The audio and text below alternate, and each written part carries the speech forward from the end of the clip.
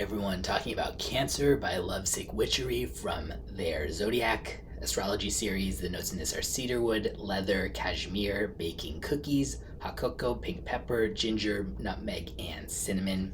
This is like rich chocolate, plenty of warm spice, and then those cookies being baked in the background while you're kind of curled up and cozy on the couch.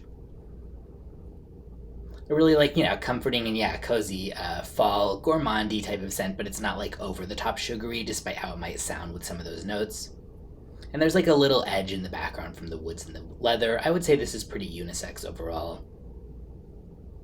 Mainly if for somebody, I think if you like these kind of warm spices and you want something that's a bit of a sweeter take on that, then that's who I would kind of recommend this to or picture wearing this. I wouldn't like go out of the way to try this if that's not your thing. But if it is, you might like this. I'll put links in the description where you can get a bottle or a sample if you want to check it out.